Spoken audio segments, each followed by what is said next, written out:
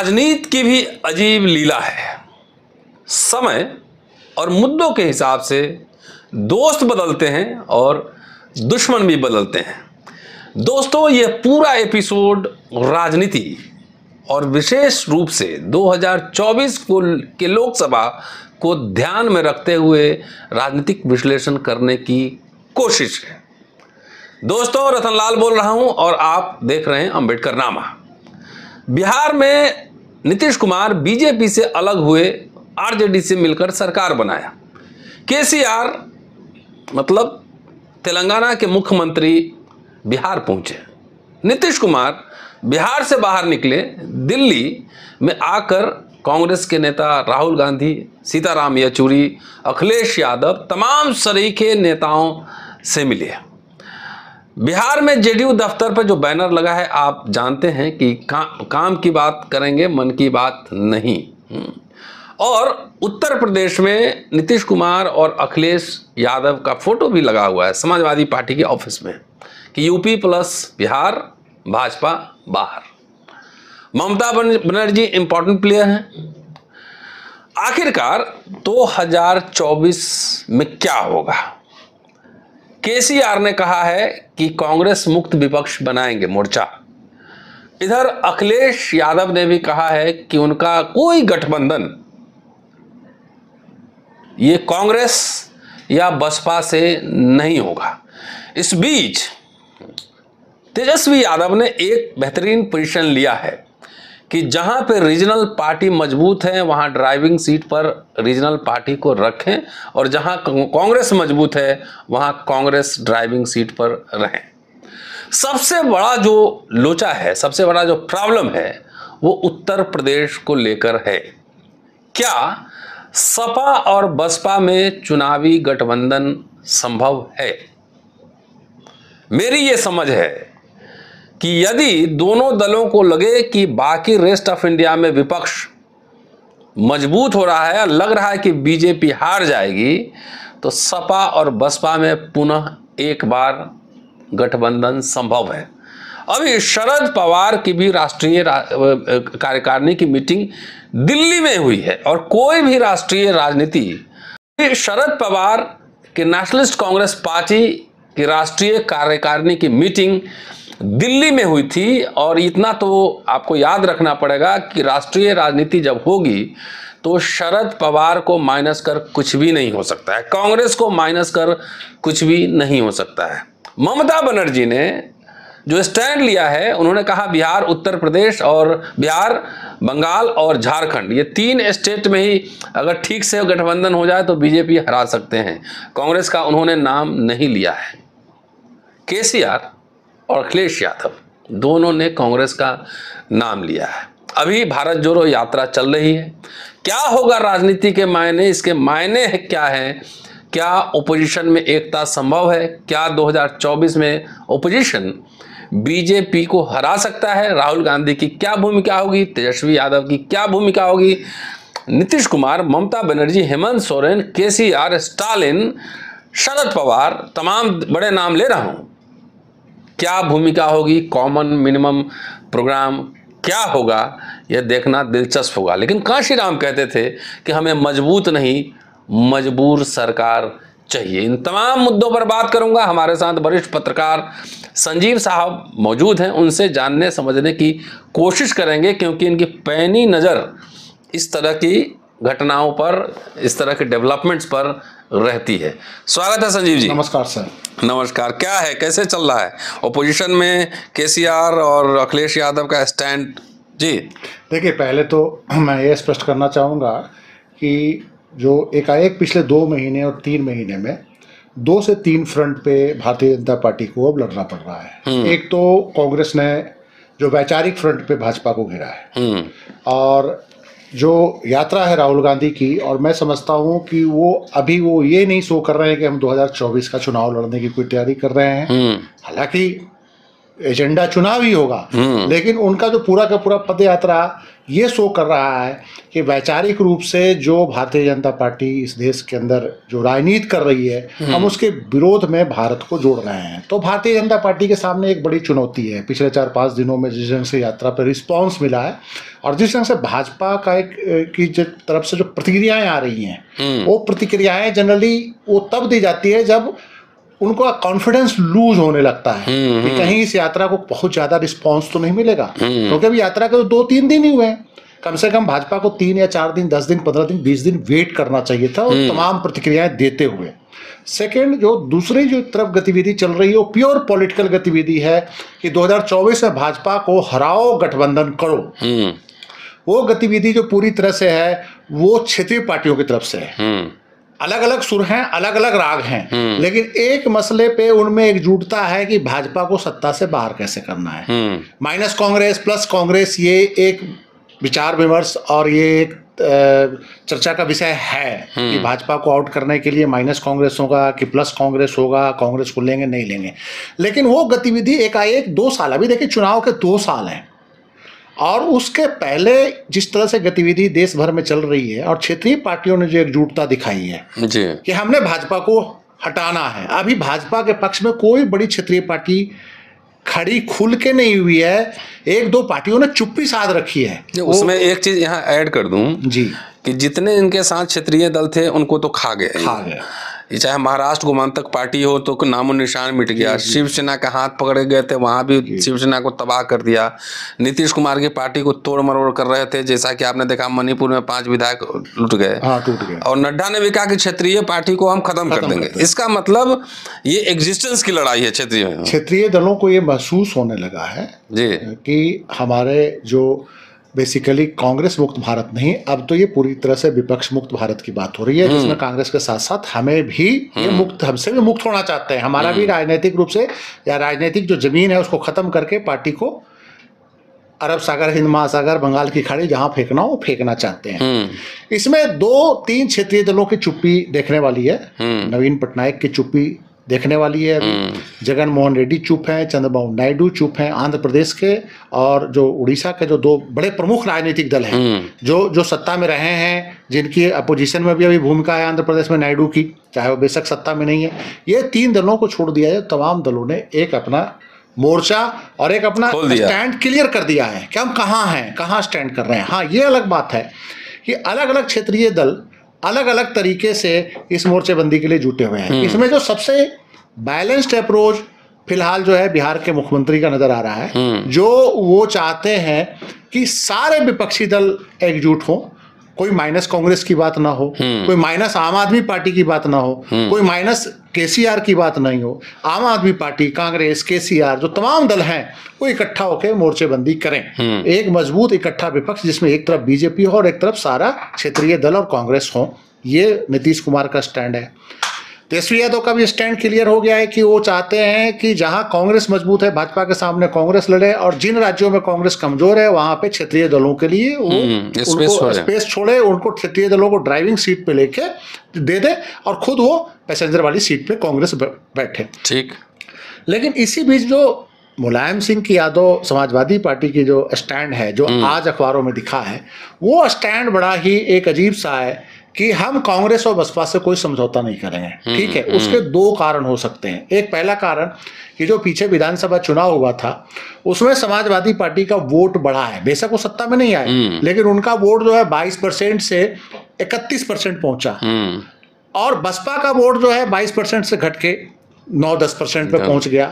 तो कांग्रेस का वोट भी घटा, तो उनका एक कॉन्फिडेंस का कारण ये भी हो सकता है कि हमारा वोट बढ़ा है तो हम लोकसभा चुनाव में अपने वोट के कॉस्ट पे इनको क्यों सीटें छोड़ें, बहुजन समाज पार्टी को या कांग्रेस को। एक कॉन्फिडेंस ये हो सकता है कि इस लेवल पे ये बोल रहे हो। लेकिन ये जब दिल्ली की लड़ाई लड़नी हो ना आपको, तो उसके लिए मनोवैज्ञानिक जो एक लड़ाई होती है वो परसेंटेज ऑफ वोट की लड़ाई से थोड़ा अलग लड़ाई लड़नी होगी। कि एक मनोवैज्ञानिक रूप से अगर आप बीजेपी को कमजोर करना चाहते हैं, नहीं तो बीजेपी तो नैरेटिव बना देगी विपक्ष एक है ही नहीं, ये कैसे हम करा सकते हैं। तो वैसे में समाजवादी पार्टी का जो ये स्टैंड है वो विपक्ष के जो एकजुटता जो नजर आ रही है उसको थोड़ा सा फिलहाल ये नुकसान करेंगे। दूसरा एक और कारण भी हो सकता है कि मायावती भी चुप है, अखिलेश भी चुप है, तो सेंट्रल एजेंसियों का जो भय है, बाकी राजनीतिक दलों में मुझे ये लग रहा है कि सेंट्रल एजेंसियों का भय निकल चुका है। ममता बनर्जी नहीं डर रही है सेंट्रल एजेंसियों से फिलहाल। नीतीश कुमार में भी सेंट्रल एजेंसियों का भय नहीं है। तेजस्वी यादव के बहुत ही एक नज़दीकी जो उनके भोला यादव को गिरफ्तारी के बावजूद उन्होंने सरकार नीतीश कुमार के साथ मिलकर बना ली, तो उनके अंदर भी ये भय खत्म हो चुका है। स्टालिन तो कभी भी, हमको नहीं लगता गवर्नमेंट ऑफ इंडिया के एजेंसियों से कभी भयभीत रहे हैं, और केसीआर भी भयभीत नहीं है। तो जो सेंट्रल एजेंसियों से दो रीजनल पार्टियां बहुत डर रही हैं, एक और ये दोनों उत्तर प्रदेश से संबंधित हैं, वो बहुजन समाज पार्टी और समाजवादी पार्टी।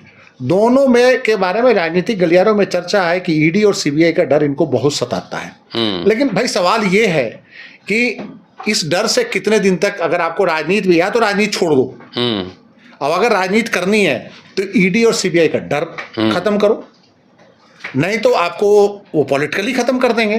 तो ये अब इनको फैसला लेना है कि अगर ईडी और सीबीआई के डर से विपक्षी एकजुटता से दूरी रखनी है तब तो अलग बात है।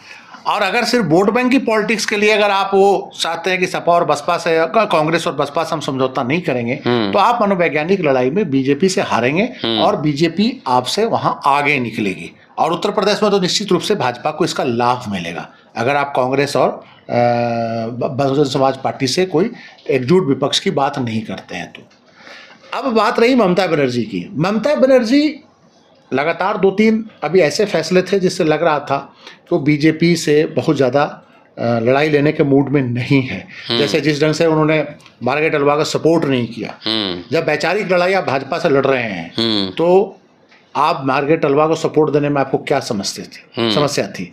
आपने तो एक तरह से इनडायरेक्ट वे में जो उपराष्ट्रपति चुनाव में भाजपा की मदद कर दी, भाजपा कैंडिडेट की मदद कर दी।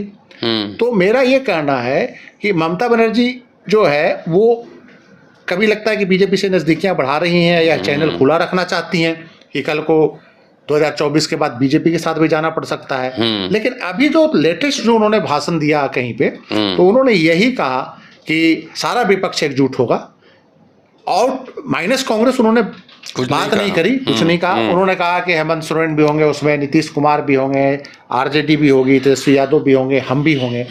तो कहीं ऐसा लगा कि वो कांग्रेस के साथ वो टकराव नहीं लेना चाह रही हैं फिलहाल, जो केसीआर या जो कह रहा है कि माइनस कांग्रेस और जो तमाम ये जो केसीआर का जो स्टैंड है उससे थोड़ा डिफरेंट स्टैंड है। देखिए ममता बनर्जी जो है वेस्ट बंगाल में 42 सीटें है, और भारत की राजनीति में और दिल्ली पे सत्ता में अगर आपको आना है तो वेस्ट बंगाल को इग्नोर नहीं कर सकते। जैसे ठीक है उत्तर प्रदेश बिहार एक बहुत बड़े राज्य है और दिल्ली का रास्ता यहाँ से खुलता है, लेकिन जब गठबंधन की नौबत आ जाए तो फिर दिल्ली का रास्ता छोटे छोटे राज्यों से भी खुलता है, क्योंकि उनको भी साथ में लेना पड़ता है। 42 सीटों में 18 सीटें इस समय वहाँ भारतीय जनता पार्टी के पास, जो 2019 के इलेक्शन में है। ममता बनर्जी विधानसभा चुनाव में बहुत मजबूती से आगे आई, फिर दोबारा आई, सीटें भी बढ़ी। भाजपा जरूर वहां विधानसभा में गेन की, लेकिन वो कामरेड और कांग्रेस के कॉस्ट पे वो भाजपा का गेन आया था।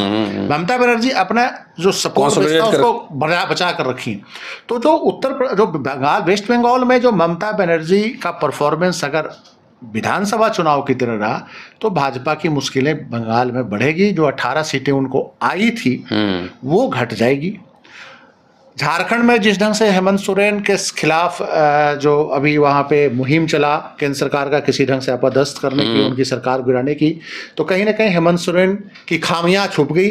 हेमंत सोरेन मजबूत होकर निकले, क्योंकि वो ये जनता को बताया कि एक चुनी हुई सरकार को या एकमात्र जो एक जनजातीय मुख्यमंत्री इस मुल्क के अंदर है उसको भाजपा ने डिस्टेबलाइज करने की कोशिश करी।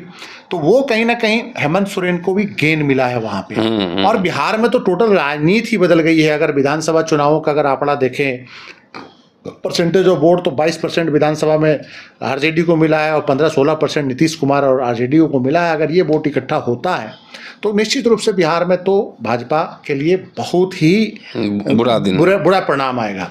तो ये जो 95-96 जो सीटें हैं 3 राज्यों की, अगर यहीं भाजपा फिलहाल जो 50 से ज़्यादा सीटें इंडिविजुअल जीती हुई है, अगर यहीं पे भाजपा का अगर ब्रेक लगता है तो भाजपा को तो वाकई में 2024 के लिए बहुत मुश्किल आएगी। ये वो राज्य है जहां पे कांग्रेस ड्राइविंग सीट पे नहीं है। झारखंड में भी कांग्रेस ड्राइविंग सीट पे नहीं है, बंगाल में भी ड्राइविंग सीट पे नहीं है, और बिहार में भी नहीं है। तो निश्चित रूप से बीजेपी की परेशानी बढ़ रही है। बीजेपी को इन राज्यों के बजाय दूसरे राज्यों में गेन करना पड़ेगा, लेकिन साउथ में मुश्किल है, साउथ में मुश्किल है। तो फिर इनको हिंदी स्पीकिंग बेल्ट में ही गेन करना पड़ेगा। लेकिन हिंदी स्पीकिंग बेल्ट में पहले ही हरियाणा में 10 की 10 सीटें जीते हुए हैं, उत्तर प्रदेश में काफी अच्छी सीटें जीते हुए हैं, मध्य प्रदेश में बहुत अच्छा परफॉर्मेंस है, राजस्थान में भी बीजेपी का 2019 में बहुत अच्छा परफॉर्मेंस था। तो 2019 में जिस हिंदी स्पीकिंग बेल्ट में अच्छा परफॉर्मेंस था, वहां और कितनी सीटें बढ़ाएंगे? वहां तो घटेगा ही। तो बीजेपी को दो फ्रंट पे पहली बार बीजेपी को एक चुनौती मिलती हुई दिख रही है। भारतीय जनता पार्टी के नेताओं का जो बॉडी लैंग्वेज है और जो तमाम जो भाषाई जिस ढंग से वो बौखलाहट में बोल रहे हैं, तो कहीं ना कहीं एक तरफा दो तरफा जो घेरेबंदी हो रही है। राहुल गांधी की जो यात्रा शुरू हुई है और जो इनकी जो नीतीश कुमार, केसीआर, जो तमाम लोगों के जो एक एक्टिविटी है, नॉर्थ में अरविंद केजरीवाल उनके लिए बहुत भारी मुसीबत बने हुए हैं। गुजरात में भी वो जिस ढंग से वो चुनाव अभियान चला रहे हैं, और जिस ढंग से रूरल गुजरात नहीं, अर्बन गुजरात में बीजेपी को बहुत बड़ी चुनौती केजरीवाल दे रहे हैं इस समय, जो दिख रहा है।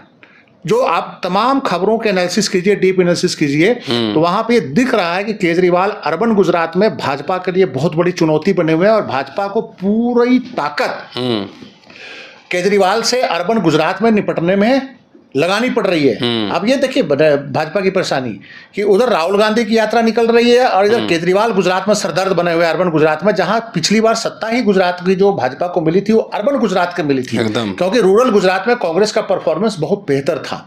अर्बन गुजरात की सीटें अगर भाजपा को नहीं मिलती तो भाजपा सत्ता में नहीं आती, वहां फिर कांग्रेस सत्ता में आती। जितने भी बड़ोदरा, सूरत, अहमदाबाद, ये जो तमाम बड़े शहरों की मैक्सिमम सीटें भारतीय जनता पार्टी जीत गई थी और उससे सत्ता मिली थी, राजकोट। लेकिन इस सारे शहरों में इस समय जो अखबारों की रिपोर्टिंग आ रही है और जो तमाम लोगों से बातचीत की, तो बदलता है कि यहाँ पे केजरीवाल फैक्टर अभी काम कर रहा है। ये काम कर रहा है, वहाँ ये चर्चा हो रही है कि गुजरात मॉडल तो हमने देख लिया, हमने दिल्ली मॉडल देखना है। पूरे देश में नरेंद्र मोदी ने गुजरात मॉडल को पहचाना, पंजाब में जैसे दिल्ली मॉडल को अब रिवर्स चल रहा है, दिल्ली मॉडल की मार्केटिंग हो रही है। अब दिल्ली नरेंद्र मोदी के गुजरात मॉडल की मार्केटिंग पूरे देश में हुई, उसके बाद तो भूल गए। अब केजरीवाल जो है वहां कह रहे हैं कि आपने गुजरात मॉडल तो देख लिया, हमारा दिल्ली मॉडल भी एक बार देख लो। गुजरात के अंदर आपको हम सस्ती बिजली देंगे, हम आपको ये पेंशन देंगे, हम ऐसे एजुकेशन में कर देंगे जैसे दिल्ली में किया था। तो देखिए मिडिल क्लास और अर्बन पॉपुलेशन को, जो छोटे व्यापारी हैं, छोटे व्यापारी जो जीएसटी के कारण, नोटबंदी के कारण परेशान हुए, तो उनको केजरीवाल की ये जो भावने बातें हैं वो बड़ा मतलब कि अपील कर रहे हैं। तो वो केजरीवाल चर्चा में है वहां पे, और फाइट में मतलब कि अर्बन गुजरात के अंदर बीजेपी के लिए वो एक चुनौती बने हुए हैं। देखिए अभी 2-3 महीने चुनाव का है और नरेंद्र मोदी कहते हैं कि पिछले 8 साल में जो आप कह रहे हैं जी, तो पिछले 8 साल में सत्ता में होने के बावजूद ये थोड़ा मुश्किल दौर बीजेपी के लिए लग रहा है। देखिए गुजरात चुनाव छोड़ के अब राहुल गांधी के टी शर्ट पे नजर जा रही है। देखिए जो इनको पूरे एनर्जी जो भी गुजरात में लगाना था, गुजरात में 2 फ्रंट पे, अब 2 फ्रंट हो गया। हालांकि भाजपा वाले तो कहते हैं कि आम आदमी पार्टी जो है उससे हमारा क्या नुकसान है, आम आदमी पार्टी मजबूत होकर लड़ेगी तो हम तो सत्ता में खुद ब खुद आ जाएंगे, चाहे हिमाचल हो चाहे गुजरात हो, क्योंकि कांग्रेस का वोट काटेगी। लेकिन जमीन पे यह रिपोर्ट आ रही है कि केजरीवाल इस समय गुजरात में ग्रामीण इलाकों में कांग्रेस का वोट काटने के बजाय अर्बन गुजरात में भाजपा का वोट काट रही है। अगर मान अर्बन में गुजरात में आम आदमी पार्टी जीत गया और रूरल गुजरात में कांग्रेस जीत गई, ये एक वहां पे चर्चा है कि हंग असेंबली की स्थिति में केजरीवाल और कांग्रेस के बिना सरकार बनाना मुश्किल होगा। केजरीवाल कांग्रेस के बिना सरकार नहीं बना सकेंगे, कांग्रेस केजरीवाल के बिना सरकार नहीं बनेगी। ये स्थिति भी वहां आ सकती है। ये जो गुजरात में जो लोग चर्चा कर रहे हैं, और जो ये कह रहे हैं कि जो मोदी मैजिक है या और जो तमाम जो गुजरात के जो मॉडल की बात है वो अब वहाँ फेड हो रहा है। और ये आप देखिएगा कई जगहों पे, जैसे आम आदमी पार्टी बहुत एग्रेसिव कंपेन, आम आदमी पार्टी के लोगों पे कुछ अटैक्स की भी खबरें आई है। तो देखिए किसी पे अटैक कब होता है, जब वो चुनौती बनने की स्थिति में आ जाता है, नहीं तो मरे हुए आदमी पे कौन क्या अटैक करेगा। तो आम आदमी पार्टी के कुछ लोगों पर अगर गुजरात के अंदर अटैक हुआ है तो इसका मतलब है कि आम आदमी पार्टी वहां पे गेन कर रही है, इनको परेशानी बढ़ी है। सूरत के जो स्थानीय चुनाव जो पहले पीछे हुए थे उसमें भी केजरीवाल ने थोड़ा कुछ सीटें जीत ली थी वहां पे, तो लोकल इलेक्शन में। तो उससे ये एक मैसेज गया कि अर्बन इलाके में केजरीवाल के मॉडल की चर्चा हो रही है। तो ये जो है भाजपा को कई फ्रंट पे इस तरह की चुनौतियों का सामना करना पड़ रहा है इस समय। जो विपक्ष के जो एक्टिविटी है अब टी शर्ट और जूता देख रहे हैं राहुल गांधी का। देखिए, राहुल गांधी का टी शर्ट और जूता जो देख रहे हैं, तो मैं समझता हूँ कि राहुल गांधी के टी शर्ट और जूता जो देखने से पहले, देखिए मेरी बात सुनिए, जैसे अब जो उनका जिस कंटेनर में वो रहते हैं उस पे बहस हो रही है। कंटेनर में, हाँ, कंटेनर पे बहस हो रही है कि वो कंटेनर में करोड़ों रुपए कंटेनर हो रहे हैं। तो मैं समझता हूँ कि पहली बार जो कांग्रेस के लोग हैं वो बड़े मतलब एग्रेसिवली काउंटर कर रहे हैं, उसमें बीजेपी को बहुत मुश्किल आ रही है, डिफेंसिव होना पड़ रहा है, और बीजेपी को शायद अपने आईटी सेल को डायरेक्शन देना पड़ रहा है कि ऐसे चेंज करो, वैसे चेंज करो, ये ठीक नहीं रहा, इसमें हम लोग नुकसान खा गए। जैसे इन्होंने कंटेनर पे अटैक किया तो तुरंत कांग्रेस के आईटी सेल ने या जो भी उनके लोग हैं उन्होंने कहा कि कंटेनर कॉरपोरेशन ऑफ इंडिया ही, जो राजीव गांधी ने मात्र कितने करोड़ के 60-70 करोड़ रुपए के लागत से शुरू किया था, और इस समय जो 40 से 45 हजार करोड़ का एसेट्स लिए हुए हैं, उसको कौड़ियों के भाव में नरेंद्र मोदी गौतम अडानी को बेचना चाहते हैं। ये कांग्रेस ने काउंटर किया, और वो काउंटर जो है उससे बीजेपी को परेशानी बढ़ गई। कंटेनर कॉरपोरेशन ऑफ इंडिया का जो वो हो रहा है, मतलब कि जो उसको बेच रहे हैं या डिसइन्वेस्टमेंट जो उसका कर रहे हैं, उसी ढंग से जब राहुल गांधी की कंटेनर की ये चर्चा कर रहे थे, बात कंटेनर कॉरपोरेशन ऑफ इंडिया पे आ गई। लोगों को ये नहीं पता था कि कंटेनर कॉरपोरेशन ऑफ इंडिया जो है राजीव गांधी ने 1988 या 87 में उसकी शुरुआत करी थी, और 60 से 70 करोड़ की पूंजी शुरू करी थी। अब 45,000 करोड़ की, अब 45,000 करोड़ के, और ये एक एस्टिमेट लगाया जा रहा है कि 5 साल अगर इसका पब्लिक सेक्टर में ही काम करने दिया जाए तो ये कंपनी इतने मुनाफे की है कि 1 लाख करोड़ रुपया इसका एसेट हो जाएगा। अगर इसको हम बेचें ना, ऐसे ही चलने दें। कंटेनर कॉर्पोरेशन ऑफ इंडिया ने पिछले 8-10 सालों में मुनाफा ही कमाया है, सरकार से कहीं कोई सपोर्ट नहीं लिया घाटे में आकर। तो वैसे कॉर्पोरेशन को क्यों ये सरकार बेचना चाह रही है, इस पर डिस्कशन शुरू कर दिया। बैंकों के प्राइवेटाइजेशन पर डिस्कशन शुरू कर दिया कि नियर अबाउट 280 लाख करोड़ रुपया बैंकों में आम आदमी को जमा है, और उसको कैसे ये पूंजीपतियों के हाथ लुटाने को फिर रहे हैं। तो ये चर्चा कांग्रेस ने एग्रेसिव होकर लाया। वो ये टी शर्ट पे फंस गए, 40,000 रुपए के टी शर्ट पे फंस गए, वो 280 लाख करोड़ रुपए की बात लेके आ गए। नहीं, वो हवाई जहाज में भी तो, प्राइवेट जेट में भी उनका फोटो आता है अडानी के साथ। देखिए वो तो देखिए, वो तो प्रधानमंत्री के लिबास पे भी कांग्रेस की तरफ से काफी हमला हो रहा है। उनका जो 10 लाख रुपए का कोई कोट पैंट था, उस पे भी कांग्रेस ने एग्रेसिव हमला किया है, उनके टी शर्ट से, राहुल गांधी के टी शर्ट से कंपेयर करते हुए। पहली बार कांग्रेस जो है का जो आईटी सेल है, या कांग्रेस के जो सोशल मीडिया की जो टीम है, वो भारतीय जनता पार्टी में भारी होती दिख रही है। पिछले 5-7 दिन अनुराग ठाकुर का एक फोटो भी निकाला है, अनुराग ठाकुर के जो उनके बेटे के साथ कोई फोटो है, बर्बरी का टी शर्ट ब्लू कलर का। तो वो सारे मतलब कि मुद्दों पे, प्रधानमंत्री के ड्रेस पे, प्रधानमंत्री के जूते पे, प्रधानमंत्री के जो तमाम लिबास है, उनकी टोपी पे, गृह मंत्री जी के मफलर पे, ये तमाम मसलों पे कांग्रेस का जो आईटी सेल है वो अटैक कर रहा है। तो ये जो कर रहे हैं उसका वो काउंटर अच्छा कर रहे हैं, जिसके कारण बीजेपी की परेशानी बढ़ रही है। क्योंकि आप ऐसे मुद्दों पे किसी को घेरें जिसका काउंटर उनके पास ना हो, वैसे मुद्दों पे ना घेरें जिसपे उनके पास उसका काउंटर हो। तो ये कहीं ना कहीं भारतीय जनता पार्टी यहाँ भी राहुल गांधी की यात्रा को जो घेरने के, राहुल गांधी की यात्रा को अगर घेरना है तो आप वैचारिक रूप से घेर लीजिए। एक वीडियो वायरल हो रहा है जिसमें केंद्र की मंत्री स्मृति ईरानी कह रही है कि विवेकानंद को कम से कम वहां पे कन्याकुमारी शुरू की थी तो जल तो चढ़ाते। तुरंत कांग्रेस ने उसको काउंटर किया। तो कहीं ना कहीं बीजेपी को ऐसा लग रहा है कि ये बिना होमवर्क किए हुए घबराहट में और फ्रस्ट्रेशन में इस तरह के एलिगेशंस लगा रहे हैं, और उसका जवाब मिल रहा है। एक जो है ना गड़बड़ पहलू ये है कि भारत दावा करता है कि दुनिया की सबसे बड़ी लोकशाही है जी, ठीक है, लेकिन आक्षेप, आरोप प्रत्यारोप बहुत ही निजी स्तर पर चला गया है। वैचारिकी, महंगाई, गरीबी, भुखमरी, रोजगार, अबाध निजीकरण छोड़ के टी शर्ट और जूते पर अगर राष्ट्रीय नेता इस पे चर्चा को ले जाएं, हालांकि राहुल गांधी ने इस पर प्रतिक्रिया नहीं दी है जहां तक मैंने देखा है, तो ये नहीं लग रहा है कि इसका स्तर जो है गिर रहा है। और राजनीति, अब राजनेता क्या करेंगे, आईटी सेल कर रहे हैं। देखिए, किसी भी देश में वैचारिकी और मुद्दों पे बहस के लिए उस लेवल के राजनीतिज्ञ भी होने चाहिए। अब जिस तरह के और जिस स्तर के राजनीतिज्ञ आ रहे हैं राजनीतिक दलों में, भाजपा हो इवन कि कांग्रेस में भी आपको इस तरह के लोग मिलेंगे और क्षेत्रीय दलों में मिलेंगे कि उनका जो वैचारिकी है वो स्तर वो बहुत गिरा हुआ है। एक तो पढ़ते नहीं है, उनको पढ़ाई से कोई लेना देना नहीं है, उनको मुद्दों की कोई समझ नहीं है, किसी भी मुद्दे की, बस जो कहीं से कुछ जो व्हाट्सएप पे आ गया उसके हिसाब से बोलना शुरू कर देते हैं। ठीक है। आप जैसे अंबेडकर पे कोई डिस्कशन होना है तो अंबेडकर को बिना पढ़े कुछ बोले जाएंगे, गांधी पे डिस्कशन होना है, गांधी को बिना पढ़े कुछ भी बोले जाएंगे। इकोनॉमिक्स की बात हो रही है तो इकोनॉमिक्स की बात हो रही है तो वर्ल्ड के टॉप इकोनॉमिक्स कौन है, क्या उनको पढ़ा है?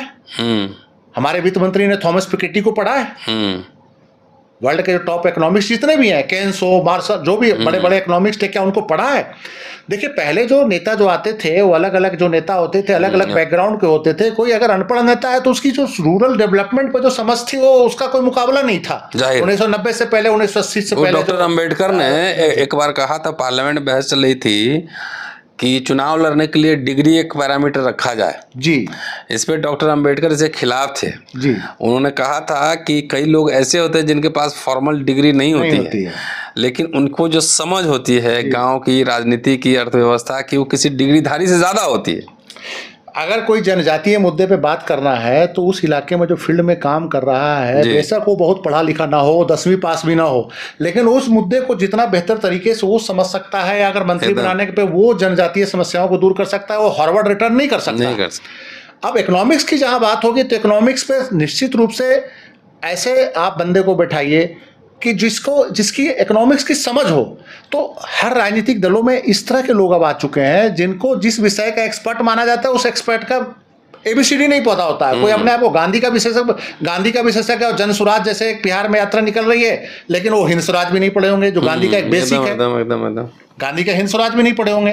तो अब जैसे आप सुभाष चंद्र बोस को इस समय जैसे वर्तमान सरकार महिमा मंडित कर रही है, लेकिन अब एक बात बताइए कि सुभाष चंद्र बोस वैचारिकी से तो लेफ्ट माने जाते थे, वैचार से नेहरू से उनका विवाद था, लेकिन लेफ्ट पॉलिटिक्स के लिए इंडिया में वो जाने जाते थे, सुभाष चंद्र बोस थे। लेकिन आप उनको भी गरिमा में कर रहे हो, तो गरिमा में कर रहे हो तो यानी कि आपकी समझ भी कमजोर है एक तरह से।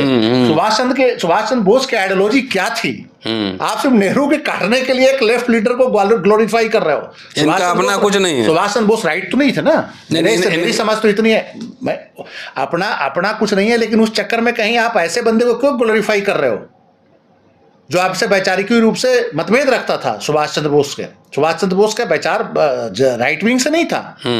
ठीक है, बाद में उनके अंग्रेजों के खिलाफ जो लड़ाई हुई तो जो फासिस्ट ताकतों के साथ उनका एक अलायंस हुआ, लेकिन जब तक नेहरू से उनका विवाद रहा उस समय तक वो लेफ्ट विंग में ही माने जाते थे। ये कहा जाता था कि नेहरू का जो समाजवादी सोच है वो ज़्यादा वैज्ञानिक है, सुभाष चंद्र बोस की समाजवादी सोच या जो कम्युनिज्म से रिलेटेड जो लेफ्ट का जो सोच था वो बहुत वैज्ञानिक नहीं था, उतनी समझ नहीं थी, लेकिन वो कहीं ना कहीं वो अपने आप को वही मानते थे। वो राइट विंग, कांग्रेस के राइट विंग धड़ा में नहीं माने जाते थे। तो ये जो एक है ना कि जितने आप बेसिकली जो टॉप लीडरशिप है या इंडियन कॉर्पोरेट सेक्टर ये चाहता भी नहीं कि बहुत पढ़ा लिखा लोग पॉलिटिक्स में आए, बहुत समझ वाले लोग पॉलिटिक्स में आए। वो कम पढ़े लिखे लोग, तर्क ना करने वाले लोग, जो तर्क ना करें, क्वेश्चन ना करें, मुद्दों पे बहस ना करें, ऐसे लोगों की जमात चाहते हैं। तो वो जमात इस समय है, वो क्षेत्रीय दल भी इससे मुक्त नहीं है। क्षेत्रीय दलों में भी इस तरह की बहुत बड़ी जमात मिलेगी, क्योंकि क्षेत्रीय दलों की लीडरशिप को ये लग जाएगा ना कि ये कहीं हमसे आगे ना निकल जाए या तर्क की बात करता है या क्वेश्चन ना करने लगे फ्यूचर में, तो वो भी एक बिहार की भाषा में बोलते हैं मुड़थुपवा, तो उसी को लाके बिठा देते हैं। तो ये एक बहुत बड़ी समस्या है इंडियन पॉलिटिक्स के। तो ये जो स्तर जो गिरता हुआ दिख रहा है ना, ये आफ्टर लिबरलाइजेशन, पोस्ट लिबरलाइजेशन जो उसमें है, उसमें एक बहुत बड़ा कॉर्पोरेट डिजाइन भी है कि इनके बहस का स्तर गिरा दो, गाली गलौज पे करें, मुद्दे पे बहस ही नहीं होगी। आप पिछले 5 साल 7 साल 8 साल में पार्लियामेंट पे आप बहस को देख लो, मुद्दों पे कोई बहस थोड़ी हुआ है, किसी भी इशू पे बहस नहीं होता। उसका एक कारण ये नहीं है कि सरकार ही एकदम अनडेमोक्रेटिक है, उसका एक कारण ये है कि बहस करने वाले लोग भी अब नहीं है। वैसे लोग को मतलब प्रमोट ही नहीं करते, किसी भी राजनीतिक दल के पास नहीं है कि उस तरह का बहस करने वाले लोग हों और वो बहस कर सकें, और सरकार चाहती है कि बहस हो नहीं। आप देखिए ना कितने जल्दीबाजी में बिल पास किया जाता है। सुप्रीम कोर्ट ने भी टिप्पणी करी है कि जो बिल जो पास होता है आप उस पर बहस नहीं करते हो, अल्टीमेट कोर्ट में चैलेंज होता है और हमारा काम बढ़ाते हो। कहा कि आपका लेजिस्लेशन का स्टैंडर्ड घटा है, लेजिस्लेटिव जो विधायी कार्य है उसका स्टैंडर्ड काफी गिरा है, और उसका गिरने का एक रिजल्ट है कि राहुल गांधी के टी शर्ट्स को आप देख रहे हो, राहुल गांधी के कंटेनर को देख रहे हो, राहुल गांधी के जूते को देख रहे हो। आप राहुल गांधी के इश्यूज पे जवाब दो। राहुल गांधी अगर महंगाई की बात कर रहे हैं तो आप उसके इशू पे बात करो। राहुल गांधी अगर क्या कहा जाता है बेरोजगारी की बात कर रहे हैं तो आप उसके इशू पे जवाब दो। आप बेरोजगारी और महंगाई या रिलीजन पे वो बात कर रहे हैं, सांप्रदायिकता का विरोध कर रहे हैं, तो आप इशू पे बात करो कि आपकी ये गलती है, हम इसलिए सही हैं। आप ये नहीं करने की वजह कहते हो जी आप तो 45,000 का टी शर्ट बनो। अगर 45,000 का टी शर्ट भी अगर पहन लिया, अगर उसके पास, आप उसके इनकम के सोर्स पूछने लगे। अरे इनकम का सोर्स खानदानी रईस है। इनकम का सोर्स, एक बात बताइए कि जो मेंबर ऑफ पार्लियामेंट है जिसको 2-2.5 लाख वेतन मिलता हो, क्या 30-35 हजार का टी शर्ट नहीं पहन सकता? खानदानी रईस भी है ना, वो भी माइनस कर दीजिए। खानदानी रईस तो उनके जो मोतीलाल नेहरू थे वो किसी जमाने में 30-35 हजार रुपए का इनकम टैक्स भरते थे। उस जमाने में, अंग्रेजों के जमाने में 35,000-30,000 का जो इनकम टैक्स भरता हो या जो भी रेवेन्यू देता हो सरकार को अलग अलग एंगल से, तो वो तो रईस था ही। इतनी बड़ी प्रॉपर्टी अगर उन्होंने इलाहाबाद में डोनेट किया है जिसकी कीमत आज की डेट में 250-300 करोड़ रुपया होगा, इलाहाबाद यूनिवर्सिटी के जस्ट अपोजिट सामने है आनंद भवन, और वो जो है अगर वो 250-300 करोड़ रुपए की प्रॉपर्टी अगर उन्होंने डोनेट किया है तो वो तो छोड़िए, वो हम उसको तो वो जो उनकी प्रॉपर्टी है हम उसकी बात नहीं करते कि उनकी कमाई का साधन क्या है। वैसे तो कहिए कि इतनी बड़ी मारुति की शुरुआत कर दी थी कांग्रेस, उसको निजी प्रॉपर्टी बना के रख सकती थी, लेकिन आज मारुति जो है कितने लाख करोड़ की कंपनी है, आप देख लीजिए, आपके सामने है।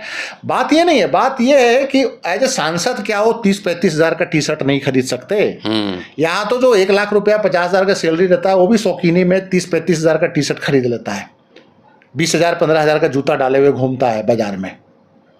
तो फिर एक सांसद के 40,000-45 हजार के टी शर्ट पे क्वेश्चन क्यों हो रहा है? नहीं, वो तो वैसे मैं ये कह रहा हूँ, प्रधानमंत्री जी भी तो पहले चाय ही बेचते थे, लेकिन उनके कपड़े वो सदरी रिपीट नहीं होता है।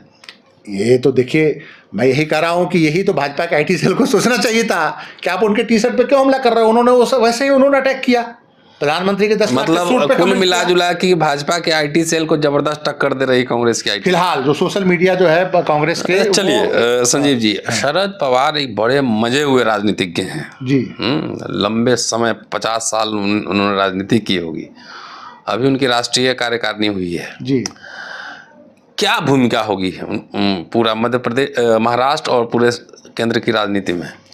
देखिए, महाराष्ट्र में 2 क्षेत्रीय दल, बड़े क्षेत्रीय दल जो हैं वो फिलहाल एंटी बीजेपी कैंप में ही रहेंगे। शिवसेना उद्धव ठाकरे। हाँ, देखिए अभी शिवसेना, उद्धव ठाकरे का शिवसेना उन्हीं को माने क्योंकि अभी सुप्रीम कोर्ट में वो मामला चल रहा है। तो शिवसेना के ब्रेकवे जो टूटा हुआ फैक्शन है उसको हम शिवसेना तो मानेंगे नहीं, ऑथेंटिक हो। तो जब तक फैसला ना आ जाए, तो अगर ओरिजिनल शिवसेना उद्धव ठाकरे और प्लस जो शरद पवार हैं, ये भारतीय जनता पार्टी के साथ फिलहाल 2024 में जाने की स्थिति में नहीं है। शिवसेना के सबसे खास व्यक्ति को ईडी ने अरेस्ट किया है, तो इस सिचुएशन, संबंध अब इस लेवल पे खराब हो गए हैं कि वो संबंध में अब सुधार की वो नहीं है।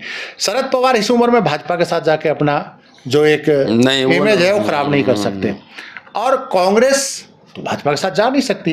तो महाराष्ट्र का एक महत्वपूर्ण रोल इसलिए भी होगा कि महाराष्ट्र में इस समय अगर देखा जाए तो सबसे ज्यादा इंडिविजुअल सीटें उत्तर प्रदेश के बाद अगर कहीं है तो महाराष्ट्र है। उत्तर प्रदेश में, महाराष्ट्र में मेरे हिसाब से 48 सीट है महाराष्ट्र के अंदर। तो बिहार के टूटने के बाद, बिहार सेकंड था पहले उत्तर प्रदेश के बाद, महाराष्ट्र इस समय सबसे बड़ा स्टेट है। तो महाराष्ट्र में जो एक अपोजिशन का जो गठजोड़ होगा, महाराष्ट्र बिहार जितना, बंगाल और जितना तमिलनाडु महत्वपूर्ण है दिल्ली की गद्दी के लिए, उतना ही महत्वपूर्ण महाराष्ट्र भी है। और उसमें शरद पवार की भूमिका, लेकिन मेरे हिसाब से शरद पवार खुद उम्र का तकाजा है कि वो किसी दौड़ में नहीं है, और जो उनकी बेटी है वो तो अगर कोई कोलिशन बनेगा तो मंत्री बनने की स्थिति में रहेगी गठबंधन में। तो शरद पवार की तो भूमिका यही होगी कि जो तमाम विपक्ष है उसको इकट्ठा किया जाए मेरे हिसाब से। और शरद यादव और नीतीश कुमार एक ही सामाजिक पृष्ठभूमि से आते हैं जी, ऑलमोस्ट एक ही मतलब समाजवादी पृष्ठभूमि। आजकल कांग्रेस में भी 2 CM है, दोनों पिछड़े समुदाय के हैं, भूपेश बघेल साहब और अशोक गहलोत साहब। तो ये कुछ फॉर्मुलेशन ऐसा बनता दिख रहा है। लेकिन क्या उत्तर प्रदेश में बहन जी और अखिलेश जी में कोई समझौता की संभावना बन सकती है? देखिए एक तो मैंने बोल दिया कि दोनों को फिलहाल एक सेंट्रल एजेंसियों का भय है, बाकी नेता इस भय से निकल चुके हैं, ये 2 नेता अब इस भय से नहीं निकले हैं। दूसरा, समाजवादी पार्टी को ओवर कॉन्फिडेंस ये है कि हमें वोट बहुत मिला विधानसभा में, तो इस कारण कहते हैं कि मायावती से नहीं करें। हो सकता है कि मायावती से किसी नेगोशिएशन के मूड में हो, और हो सकता है कि 6 महीने 8 महीने बाद इनको अगर ये महसूस हो जाए कि मोदी बहुत कमज़ोर हो रहे हैं तो ये कहेंगे हाँ हम गठबंधन करने के, सारे इकट्ठे हो जाओ। ईडी और सीबीआई का भय अगर इनको निकलने लगे उस समय तक और लगे कि सारा विपक्ष एकजुट हो रहा है तो हम क्यों आइसोलेट हो या हम क्यों देश में जाएं, ये विलेन बन के निकले कि ये भाजपा को मदद कर रहे हैं। देखिए मायावती पे ये आरोप लगातार लग रहे हैं कि भारतीय जनता पार्टी को लगातार मदद कर रही है, तो मायावती को उसका राजनीतिक नुकसान भी हुआ है। जब तक वो बीजेपी के विरोध में उत्तर प्रदेश में खड़ी रही तो पूर्ण बहुमत में मिला था उनको, बीच बीच में बीजेपी से इनका सहयोग चलता रहा, 1990 के दशक में चला और सरकारें भी बनी, लेकिन जब बीजेपी के विरोध में आए तो पूर्ण बहुमत की सरकार भी इनकी बनी। तो इनका जो वोट बैंक मेजोरिटी है वो इनके साथ खड़ा है, तो वो बीजेपी के साथ उतना जाने को तैयार नहीं है। तो ये भी इनको डर है कि बहुत लंबे समय तक अगर ये बीजेपी के समर्थन में अगर इनकी बात जाती रही तो कहीं इनका वोट बैंक भी शिफ्टिंग की तरफ न चलने लगे कि अगर आपको बीजेपी को ही वोट देना है तो हम डायरेक्ट बीजेपी में क्यों ना चलें, आपके थ्रू बीजेपी में क्यों जाएं। इनका वोट बैंक ये भी तो कल को सोच सकता है हाँ कि आपके थ्रू सीधे हम ही बार्गेन कर लेते हैं, सीधे बार्गेन कर लेंगे बीजेपी से।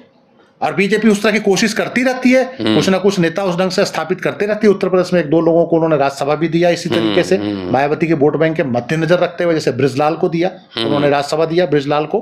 तो ये उत्तर प्रदेश में इस तरह की बीजेपी इस ढंग की रणनीति बनाती रहती है। तो ये मायावती को फैसला लेना होगा कि लंबे समय तक राजनीति करनी है तो अपने वोट बैंक को बचा के रखना होगा। वोट बैंक तभी बचेगा जब भारतीय जनता पार्टी के खिलाफ इनकी मोर्चेबंदी खुल के नजर आए। और समाजवादी पार्टी को भी अगर लंबे समय तक पॉलिटिक्स करनी है तो समाजवादी पार्टी को 2 तरह की पॉलिटिक्स करनी होगी। एक तो एंटी बीजेपी गठबंधन में समग्र एकता, और प्लस अगर वो कहते हैं कि हम ओबीसी की पार्टी है तो समग्र ओबीसी की राजनीति। चलिए, तो ये दिलचस्प इंफॉर्मेशन है दोस्तों, और पहली बार कांग्रेस का आईटी सेल बीजेपी के आईटी सेल पे भारी पड़ता दिख रहा है। लगातार अम्बेडकरनामा पे इस तरह की बौद्धिक बातचीत जारी रहेगी, और देखना है कि अभी 2-4-6 महीने और ठहरिए, लोकसभा चुनाव नज़दीक आते आते बहुत सारे फॉर्मुलेशंस बदलेंगे, कुछ इधर होंगे कुछ उधर होंगे। फिलहाल भाजपा भी परेशानी में है, गुजरात चुनाव को लेकर भी और आईटी वॉर में, कांग्रेस बीजेपी के बीच जो आईटी वॉर है उसमें भी। शुक्रिया, keep watching and sharing Ambedkarnama. जल्दी मिलता हूं आपसे अगले एपिसोड में। शुक्रिया, जय भीम।